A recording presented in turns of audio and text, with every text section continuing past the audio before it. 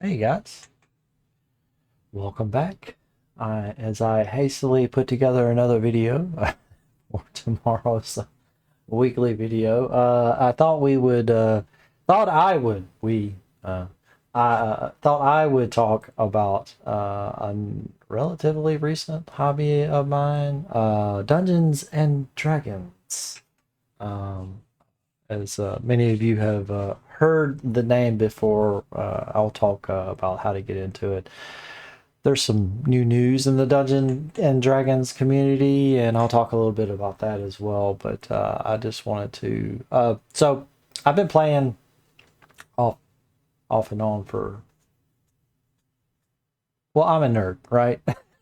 So I've been engrossed in D&D culture for my entire life. But the I've been playing it regularly for like the past year at my local game shop, and then we had another side game for a little while on another day. But yeah, so I just wanted to kind of give my experiences as a new player and as a new dungeon master because I recently started running games for my nieces and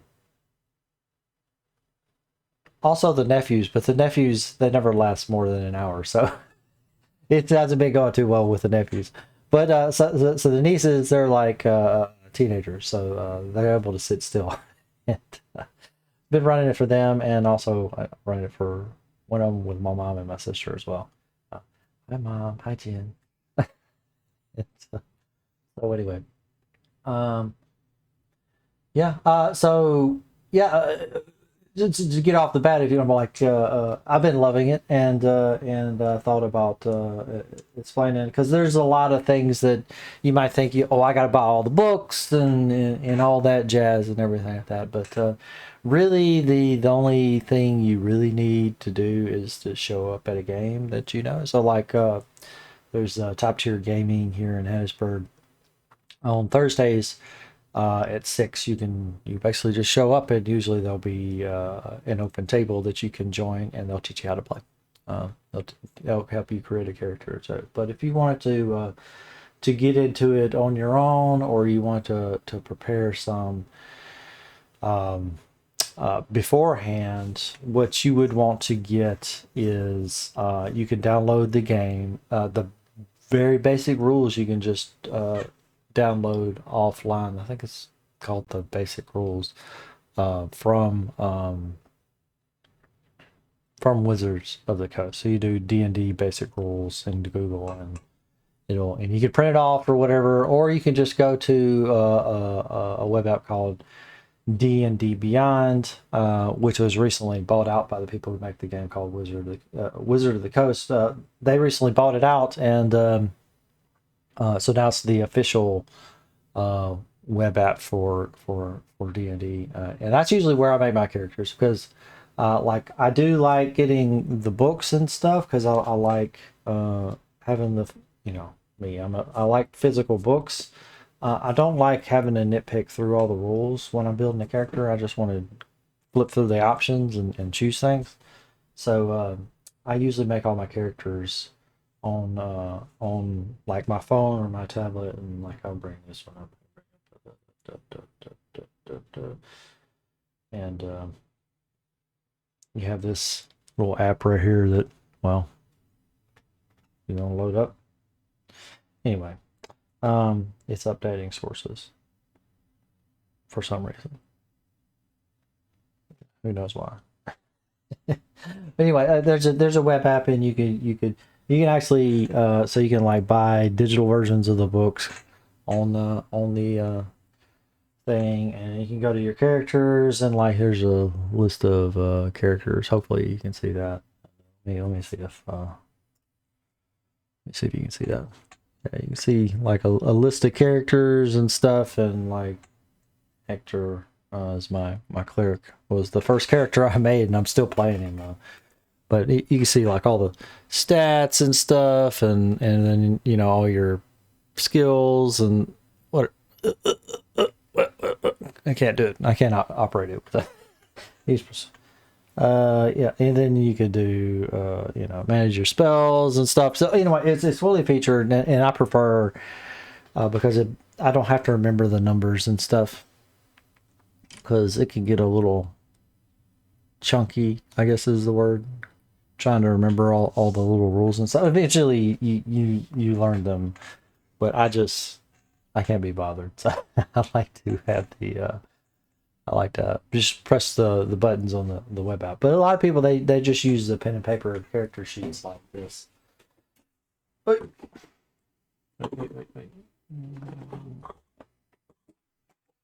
And what I've just pulled out here is actually the starter set, which is another option you can do. I'll cover in just a second. But they'll have like these are like prepaid starter set. Yeah, it's got all your stats and stuff. And I've got the little cover on there so you can use dry erase to from penciling up the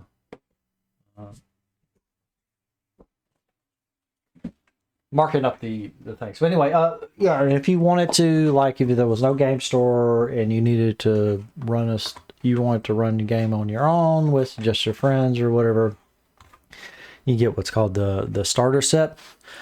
And there are 3 starter sets now. So this was the first one that they came out whenever they first Dungeons and Dragons has different editions. The latest edition is 5th edition, and it's like 10 years old now, so it's like one of the longest running editions right now. So there's a ton of content built up, but this when they first come out, this was one of the first things they covered. This is actually the first official module, which I'll get into in a minute, that they come out with was the starter, the module that come with the starter set. And it comes with dice. Where's the dice? It comes with a little full set of dice there, right? That you can play with. And then there's pre-made characters in here, which I just showed you the character sheet. And there's basic rules. I don't know why I'm putting all this back together. Basic rules.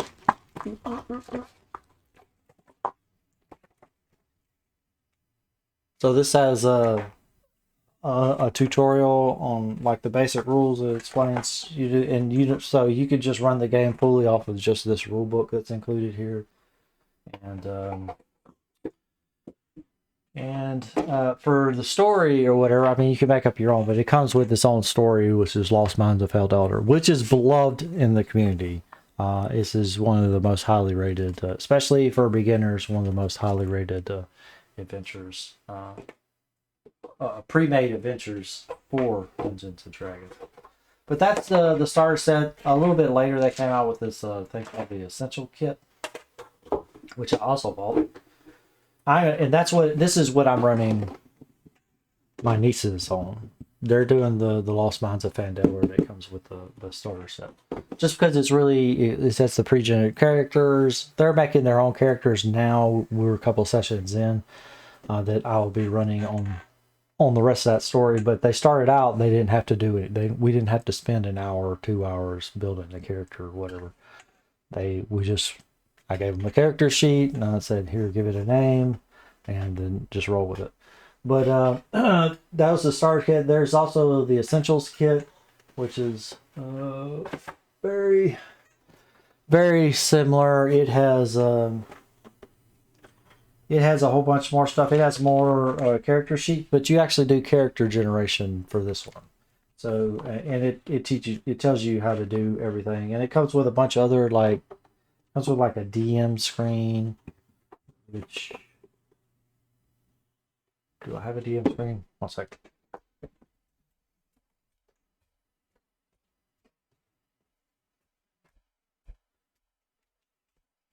So a lot of dungeon masters like to run their games behind a DM screen, and it's literally just this big screen that you put on the table. So this that basically blocks the other players from tables from being able to see what you have in front of you, letting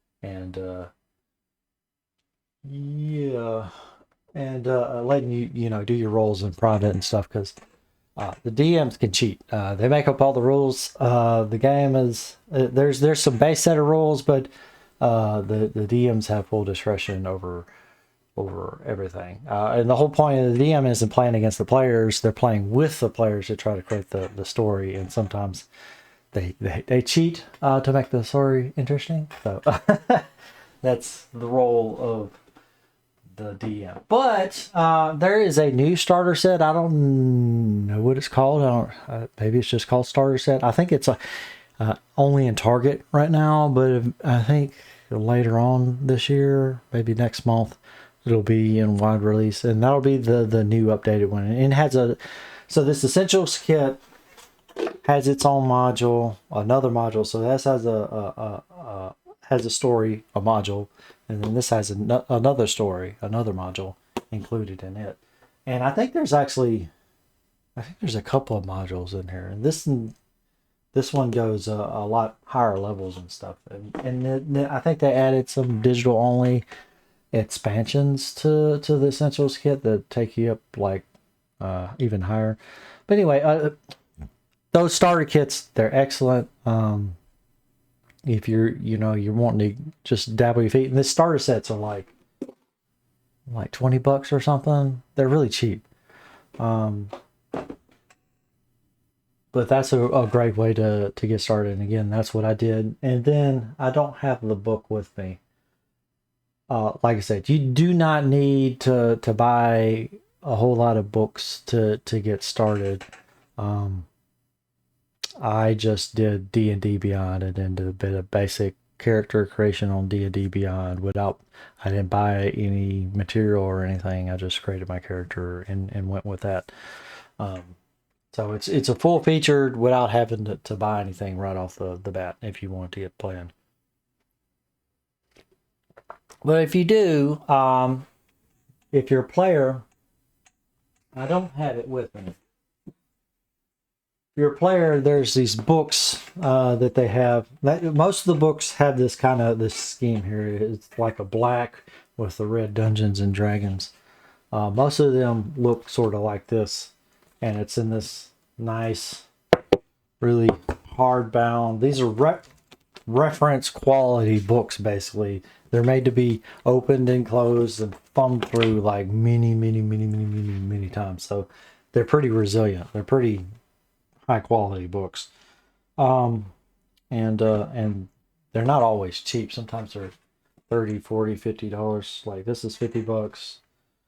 This one's $50. So there's 3 books called the core rule books. I don't have it with me because I loaned it out to my nieces, but there's the player handbook, which is, as a player, if you wanted to buy a book, you just buy the player handbook. That would be the first thing that you buy.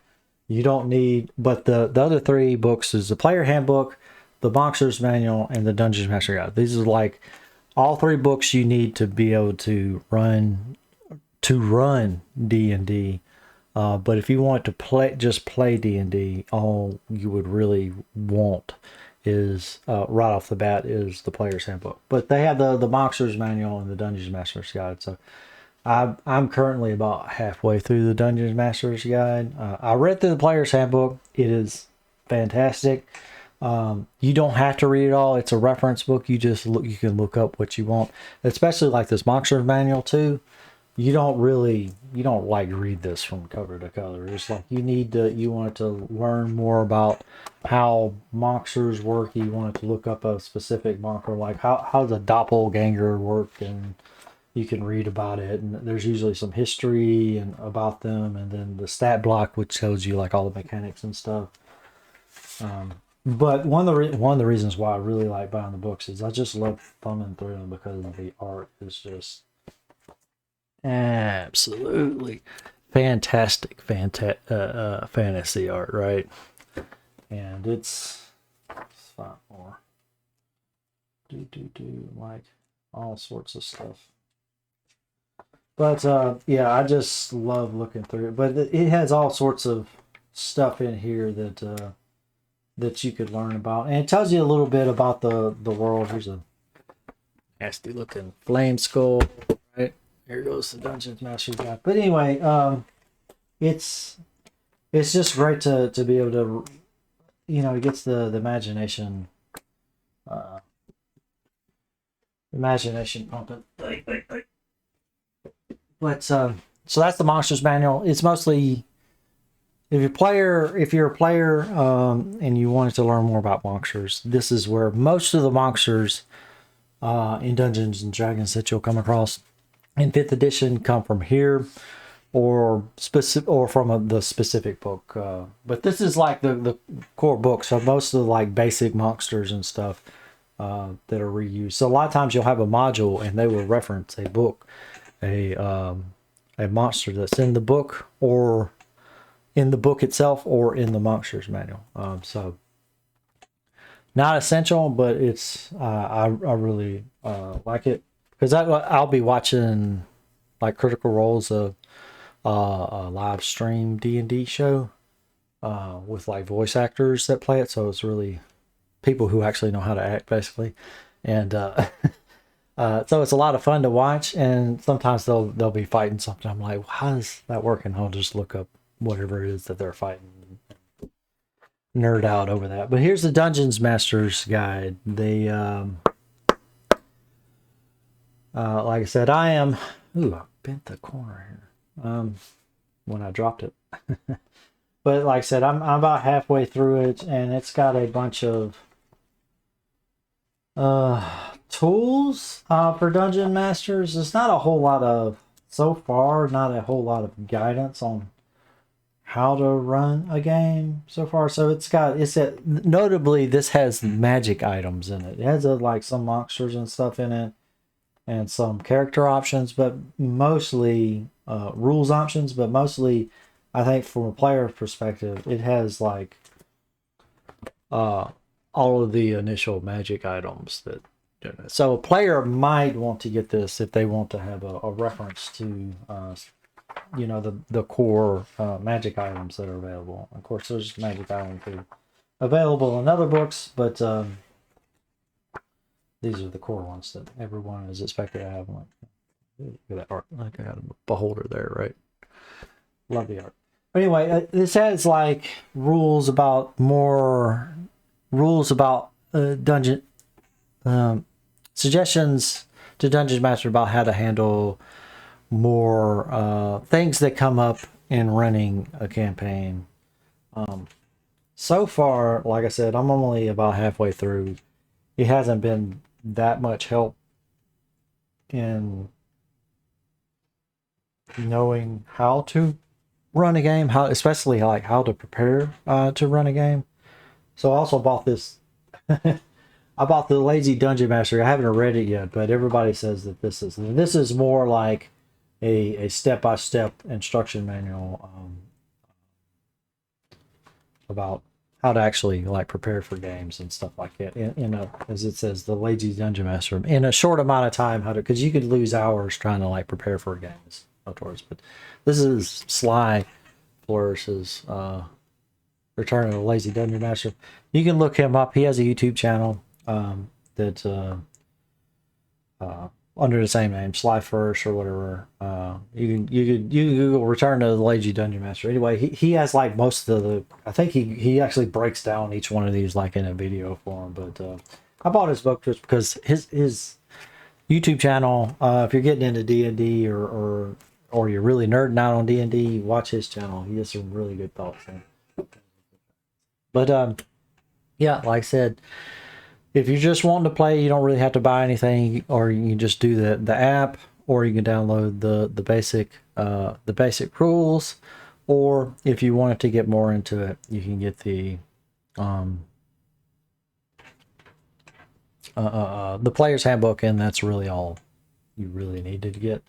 Most people end up getting the core rule books, and they have like these core rulebook sets that you can buy together, and so you can get each one of them. You can get all of them together. It's a little bit cheaper, but it's still more expensive than if you just bought the player's manual.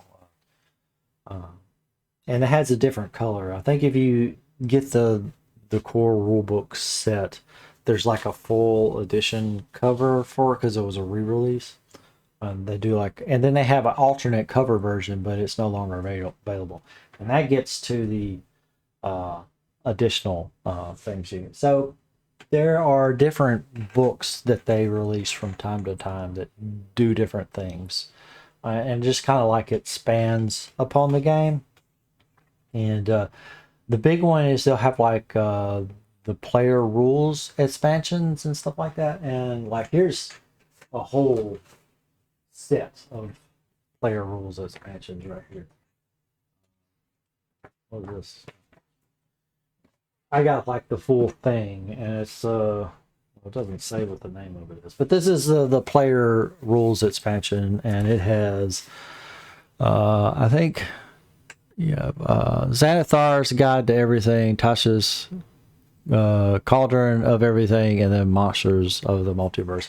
And this one looks a little bit different because this is an alt cover edition, which I don't know if you could see this. This is absolutely fabulous art.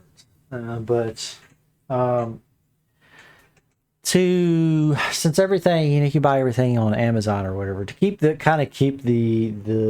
book, the stores, the gaming stores like alive, they do these alt editions that they only give to like physical game stores.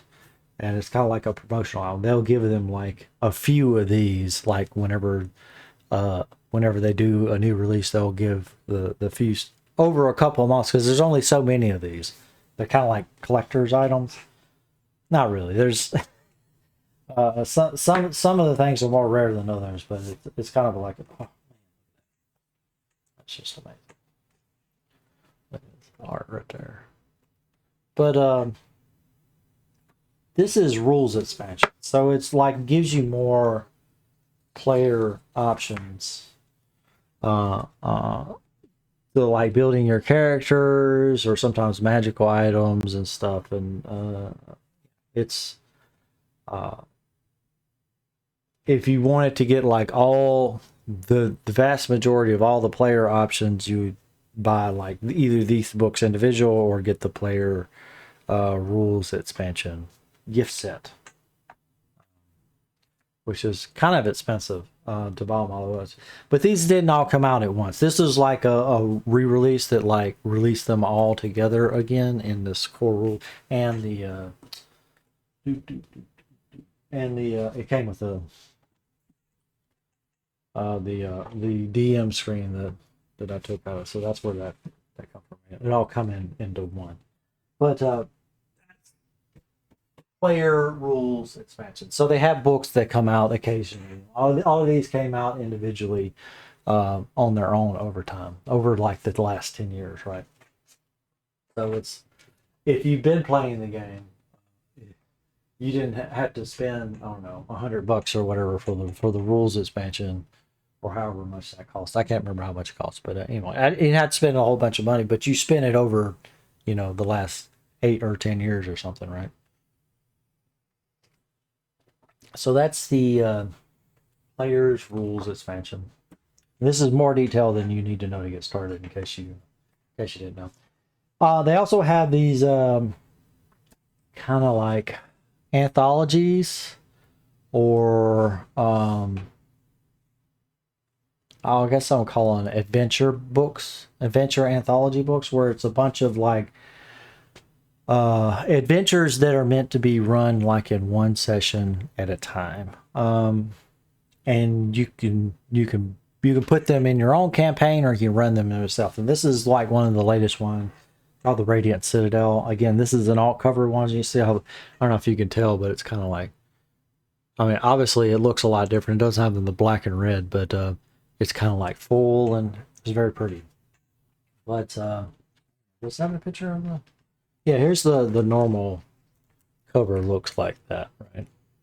So they had I bought this because I wanted to see what running one of these like one-shots adventures should be. And I actually ran one.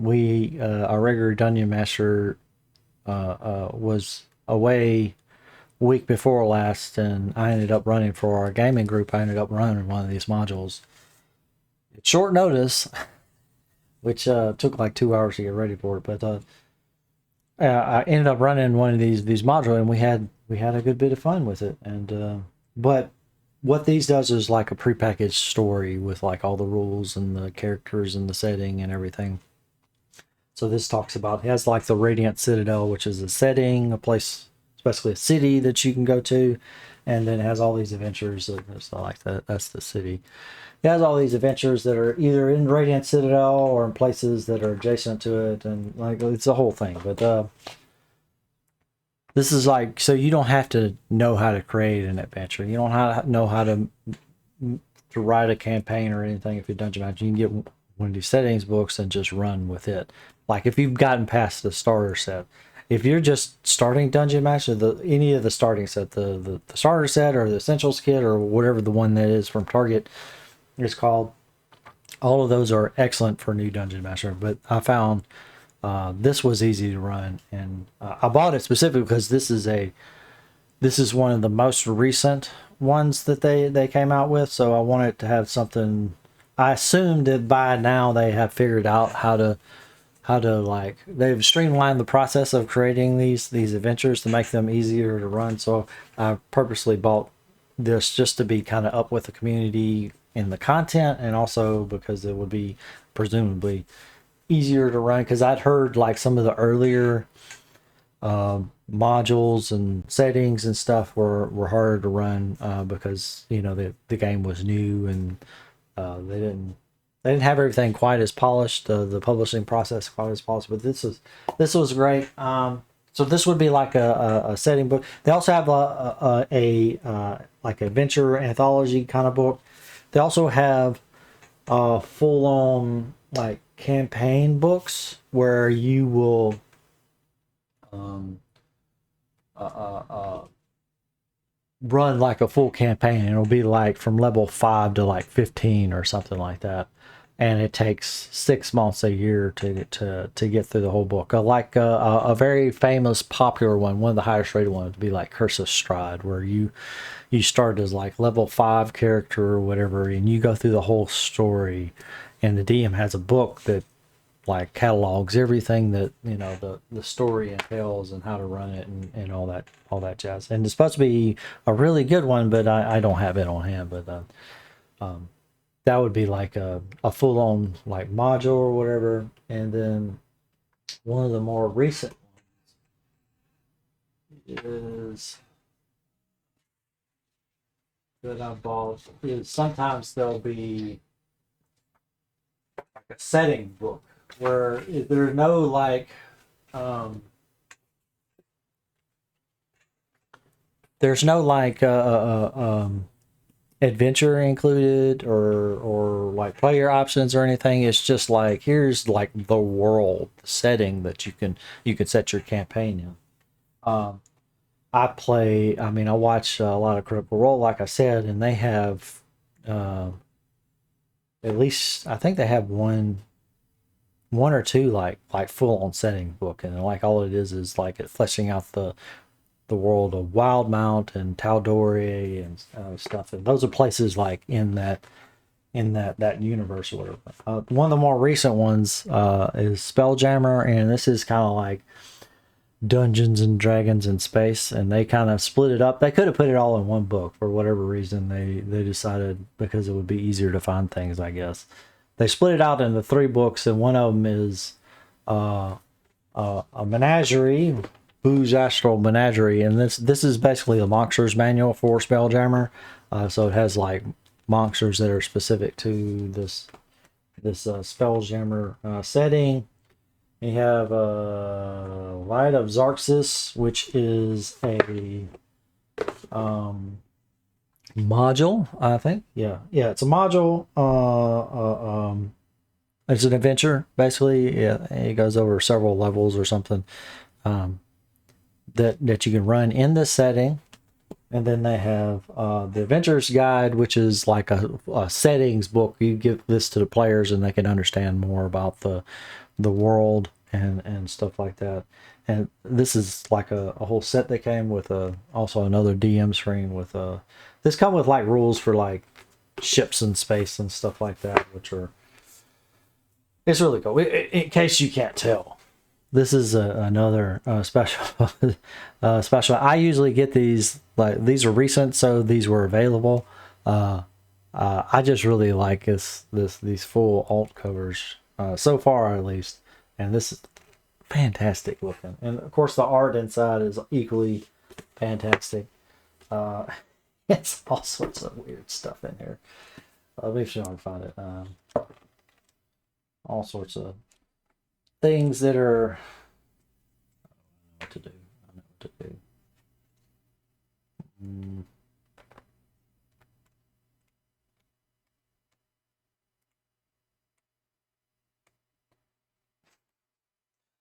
How am I going to find it?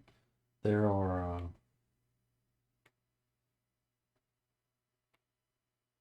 Where's that?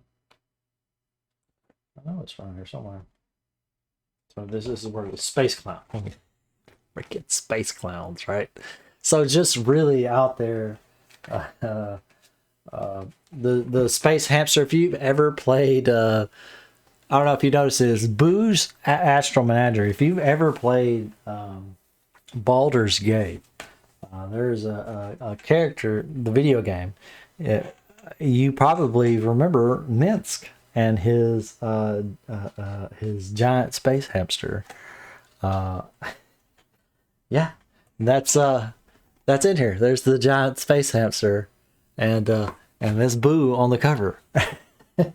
So go for the eyes, Boo. Go for the eyes. Yeah, vampires, vampires. I mean, it's in the name, right? It's great. So it's just I got this because I wanted to I want to read through like a full on like one of the recent full on like modules settings and stuff like that. And this was like so I got this in as well, and haven't read it yet just because it takes time to read all this stuff. Me wasting money on things I'm never going to use. I mean, I say that I've already used it, so. But I just like, yeah. So that's the books and stuff and how they work. What else is there? There are also like some like classic adventures and stuff that they're like from previous editions that they will like port over to the most recent 5th edition, and I can't remember the names of it, but those are kind of like anthologies, and they have like Tomb of Horrors, which is like a famous one, and several other ones that are run in like anthologies as well. And besides the story, sometimes it has maps and stuff like pre-made for you. So the reason why you get these modules, it has like a lot of the work that you would have to do yourself creating this stuff. It just does it for you, which is really great for unimaginative people like me. But I haven't bought anything that I regret buying so far, except maybe these little, what is this, terrain set and the creature set. I don't know. I'm still iffy on that, but that's a whole nother story. That's something recently they come out with, like terrain tiles and stuff you can put your characters on, and because you can like play like grid with like little minis and stuff, like on a grid, and move your characters around, make combat really detailed. But I don't know, it's useful. But and these creatures set are like little bitty tiles that you can place on the board that represent like goblins or orcs or something like that. It's just I bought it because it started DMing, and I just wanted to, if I needed the option, I wanted the option to be able to do some terrain or creatures like on the board and stuff. And I have used like the creature setting for, just so the players can see what's attacking them, not necessarily where they are. I'm not doing like detailed foot by foot, grid movement, but I can say, okay, well, you killed this one, and I'll flip it over, and they can see that it's dead, and they can see that there's 3 more alive or something, right? Just makes it easier because it's all going on in your head, and sometimes it's hard to keep track of things. But that's D&D. I said I've had a lot of. I've only been playing regularly for a year, and I've done the starter set, and I've been having a pretty good time with the starter set and my nieces. It hasn't been too hard. It's a little. It's a lot of work because you have to remember how everything, all the NPCs and what they know, so that I can tell the players, and there's a lot of work on the DM side that still haven't got efficient with, but it's all there. And if I put in enough time, I know I would be more comfortable with it. I'm sure I'll get more comfortable with it over time, but it's just right now it's just a learning process. But it's not difficult. I don't want to put anybody off saying, "Oh, it's really hard DM." No, you can just wing everything if you want it to. It's fine. And I do it. I've done it in the campaigns that I've run. If I don't know exactly what it is, I'm not going to sit there and flip to the book. I'll just wing it. Make something up, and then we make it work, because it's all a fantasy anyway, right? You just make up the rules as you go. But part of that is me getting more comfortable with figuring out what I need to prepare beforehand and what I can just wing on the fly, and that'll make me. That's part of what this book is supposed to cover. As soon as I get around to reading it, is it being helping give me tips about how to prepare. But yeah, so if you're looking into getting into D&D, D&D is more popular than ever. There's at the game store that is the top tier in Hattiesburg, they have one group that's doing they do modules, and he has at least a dozen people. He has a huge table. It's a really large table, a dozen people at the table every week. And then we have a smaller table that I usually play with, which is usually kind of a rotating field of players that come and go, new players mostly. And then there's a cast of older players that experienced players, and then we have the beginners that come in and play with us. And that's a half a dozen of us that play regularly. And that's what I run that module for. But it's so that's 18 people. And Dungeons and Dragons, you can play online now. There's Roll20 and a couple other things that the services you can play online. But it's more popular now. Critical Role is huge on Twitch and stuff, and even YouTube now, streaming on YouTube. But it's just, and then there's Dimension 20, which is another show. I don't know if you know College Humor, Brandon Mulligan or something like that. Fantastic DM, and they do a show called Dimension 20, which has more of the College Humor cast running in the game, and it is fantastic. And there's other shows as well, but Dungeons and Dragons is huge right now. And just this last month, they this is probably, if you're a new player, you probably this is not going to be relevant to you. You can stop watching now. But if they're coming out, basically they come out with this new concept that they're calling one D&D, where they're saying, instead of having additions to the game, they're coming out with some changes and stuff, but there's going to be the one D&D, the one final D&D or whatever, and that everything's going to be backwards compatible, and you won't have to rebuy your books or anything like that, and it'll be fine, but it'll be the final D&D version that's learned they take everything that they don't like that we learned from 5e and like tweak it and polish it a little bit more.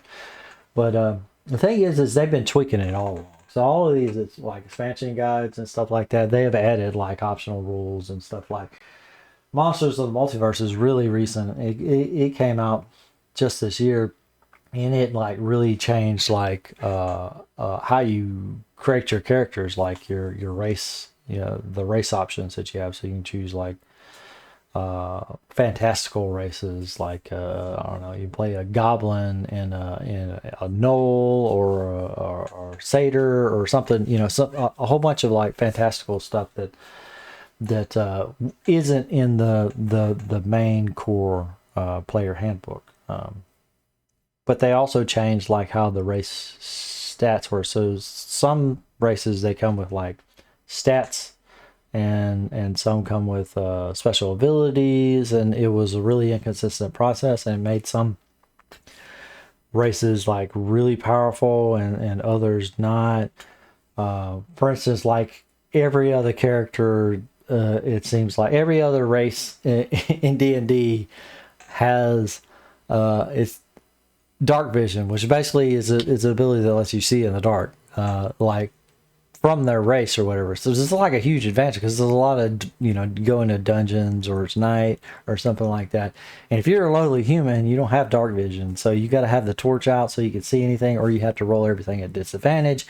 And it's terrible. I'm like, basically there's very little reason to have a human. If you were trying to create a character that was effective, you probably wouldn't want to have a human, right? Just for that thing alone. And it's little things like that where you have to choose between character power and the character concept. And so they're trying to move away from that to where you can choose what character power you want, but still have the race that you want or whatever. So you can play an elf with the stats that you want or the special abilities that you want, and then or you play a dwarf, or you play a human. It's divorcing the mechanics of the game from the race of the game. Some people don't like that, but I think it opens up more creativity on the. You don't feel like you're screwing over the rest of your party because I chose human because I wanted to play a human, but the rest of the party has dark vision. So now you got to worry about sneaking around in the dark. Or like, do you have a torch, or is this one character just going to be handicapped in the dark while everybody else gets around just fine? It's just makes things a little bit, I think, easier. And they're doing this.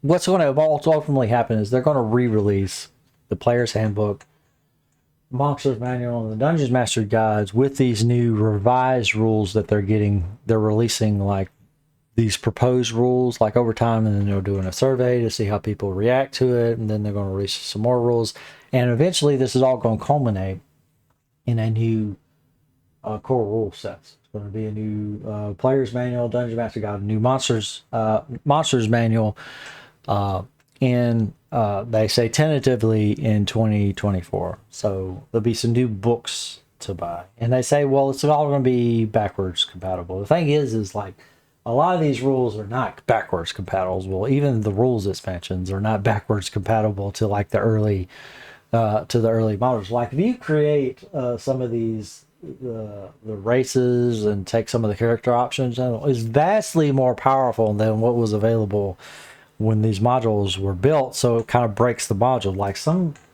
and there's the new proposed rules. Like there's a new kind of angelic race or whatever. I forget the name of them, but they can fly. I'm like at first level, and that's like game breaking. But that's just gonna screw everything up, at very low level. So that basically creative players could break these older modules because those modules were not designed with accounting for a level 1 character that could fly or something. Of course, DMs can easily fix that. Like, no, you can't fly here. It's too windy, or DMs can fix it, but it's on the DM. That's more work that the DM does. But they say it's backwards compatible. There's a name for this. but I can't remember the name of it. In product development. A company is coming out with a new product, and they're starting to come out with a new version of something. They don't generally announce the most compelling features, or there's a risk of announcing the new product or its most compelling features too early, because then it cuts off your current sales. So say you have the iPhone 15 is coming out, the 14 just came out, right? And for the iPhone 15, they've come out with this miraculous discovery that there's, it's going to have month-long battery life, right? The battery is going to last a month between charges. No one who is remotely thinking about upgrading from a, I don't know, 13 or 14 or anything recently, they're just going to wait around until the 15 comes out, and then they're going to buy. So the current sales, if you announce too early with too compelling of a product, it's going to cut into your current sales. And I think that's kind of what is happening behind the scenes now. They say it's going to be backwards compatible, but we already know that the Quip 5e isn't 5e compatible because they've changed the rules over the last 10 years. They've changed the rules over that time to cause incompatibility issues, but not any more than what it has existed now. But so what I'm saying, they're saying that it's going to be backwards compatible and it's going to be 1D. It's what's going to end up happening, because they did this with 5th edition. They didn't call it 5th edition. From what I understand, they didn't call it 5th edition until after it had already been released, like years later, and they're calling it 5th edition. This is going to be 6th edition. Like, none of these books refer to 5th edition. They don't call it 5th edition anyway. What I know, and they're not going to call it in the first printing December 14th. So 8 years. 8 years since the core whatever. But as far as I'm aware, I don't remember reading anything about 5th edition anywhere in the core rule books or anything like that. Nowhere in the official thing is anything called 5th edition, which is why you can have like third-party modules like this. Oh. Everything's fine. It's fine. This is fine. You have like third-party models that just say either 5th edition or just 5e on the thing, and not run into trademark issues, because this is they have third-party modules. Like I've been talking about the official module, but there's third-party character options. There's third-party anthologies. There's third-party like one-shots. Like this was from the free RPG day. So a lot of game stores do like a free RPG day every year. And looks like it's coming up in October, I think. This one was like in October. But yeah, so but there'll be adventures and modules and settings and stuff that are made for 5e. And they'll say like 5e or 5th edition or whatever. They won't say Dungeons and Dragons anywhere on it, because Dungeons and Dragons is trademarked. But so you can buy third-party stuff. You don't have to buy the official stuff.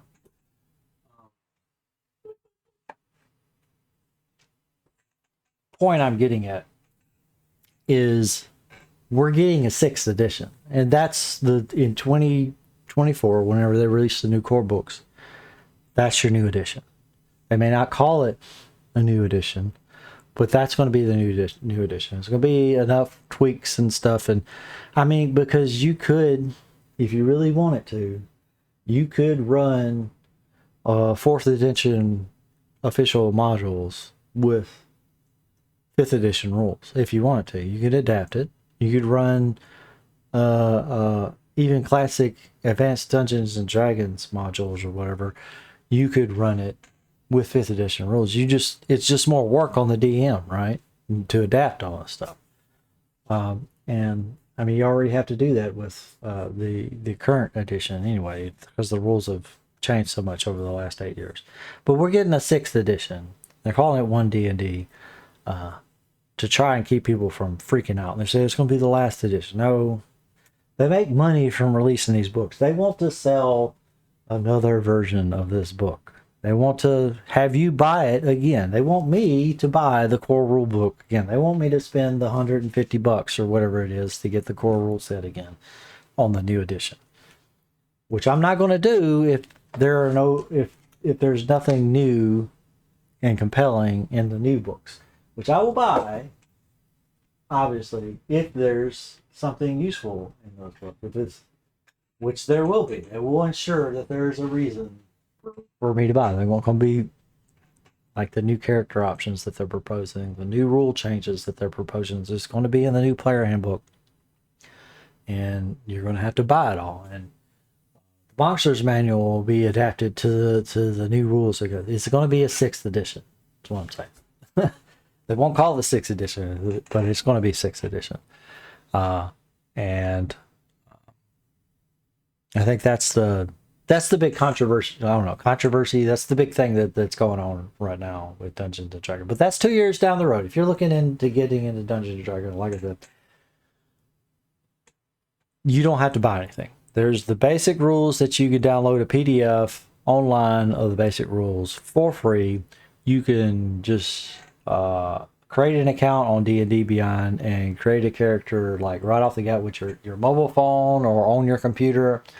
Right away, you don't have to spend a dime to get started. Or you can just show up at a game shop and with a pen and piece of paper and hopefully at least a set of dice, but even then I'm sure that they can make that work. You can probably buy dice at the game store. I'm sure that'll happen. You know, you can get El Cheapo dice, you can get really, really fancy dice, but you could just borrow somebody. Like I've got, other player shows I always bring like a little bag of dice. So this is just like dozens of dice that are. I bought these off of Amazon, by the way, and then it was like a whole set. It was like 3 bags of these, and it was like $20-$30. I can't remember, but it was like a whole set. And I've got more dice than I know what to do with. Every time I play with a different set of dice. It's just fun. But yeah, if you're just getting into it, you don't have to buy anything. So you don't even have to worry about this 6th edition stuff or 1 D&D, aka 6th edition. You don't have to worry about it. That's not something that you need to be concerned with. But anyway, yeah, I just wanted to do the D&D, talk about my D&D books because I still haven't done my reviews. Oh, I have. So I haven't done my review. I haven't done my book reviews for my queue, but we have done all of these books. So we're caught up finally, but I just hadn't gotten around to recording the videos yet. So anyway, rambly video. But yeah, love D&D. And I just talk about. We should be wrapping up the video. I'm like, why should you play D&D? I'm like, it sounds so silly, right? But it's like, I was never into drama or anything like that. I was not a drama kid. I was the band nerd, right? And so that was not something I really got into. We did some like church plays and stuff, and that was the extent of my drama experience. But that's basically what Dungeons and Dragons is. It's like you're improv. You're doing improv, drama / improv, like on the fly. You're role playing a character. You're rolling some dice.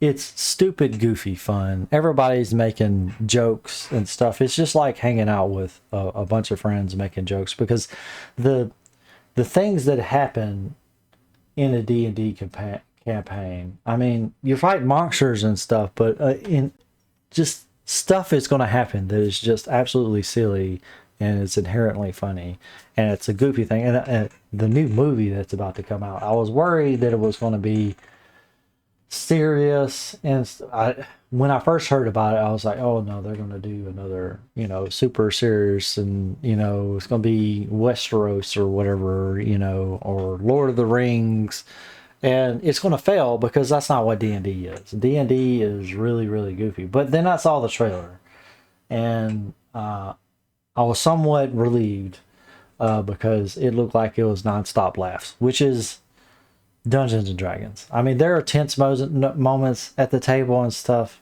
Tensions get high, your character's going to die or whatever, but most of the time it's, you roll the dice and you failed like spectacularly and something goofy happened, or people were telling jokes in character or out of character. It's a ton of fun, and I think the new movie is going to bring a lot more people, even more people to the game than the already outlandish number of people that's already playing it. But I think they at least the trailer kind of nailed the spirit of D&D. Yeah, because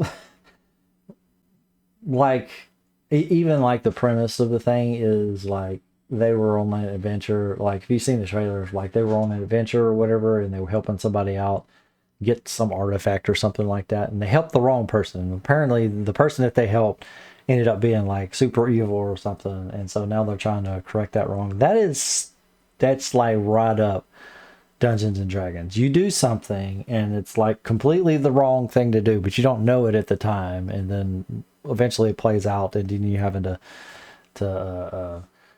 shenanigans ensue, and you play all of those scenarios out. It just seems like that's the way Dungeons and Dragons is played. It's fun, it's goofy. You ever it's kind of like, some people, they have a lot of fun playing board games, and then they're just chatting and stuff while they're playing board games. But the game itself is not inherently funny. Dungeons and Dragons is different because a lot of times when you want to do something, you have like these critical successes or critical failures. So sometimes you'll want to do something and the DM will say, well, roll, and you'll roll a 20. And that's not always, but many times that just means you just automatically succeed. And sometimes it may be outlandish what you have tried to do, but you rolled a 20. And so sometimes the DM's like, well, I got to respect the 20. And so something silly will happen just because you rolled a 20, or you'll roll a 1. And that's like oftentimes an automatic failure. I won't go into the rules, but if you roll a 1, that usually means like a critical failure. And so something that should be like trivial, like, listen, I'm going to unlock the door. I mean, I'm going to open the door, and you roll a 1, and suddenly you can't open the door. I mean, and then the DM has to figure out, how to make that a scenario. Like you stubbed your toe, opening the door, and you broke your toe or something. It's something silly happens just because the dice rolls. Because you're all telling the story together. You're all making it up together, riffing off of each other's the way each other have role played your characters, and it makes for nobody knows exactly the way everything is gonna go. So it's just a good wacky fun. Come prepared. If you go to our game, come prepared to be there for several hours. Like our games are 4 hours long. I know that sounds like, but it flies. Trust me, it flies by. The night will be over before you even know it. If you come to your first game. But anyway, I feel like I've rambled on way over time. But yeah, D&D, guys, it's fun. And yeah, I'll see you guys next week probably. Good day. Have a good weekend.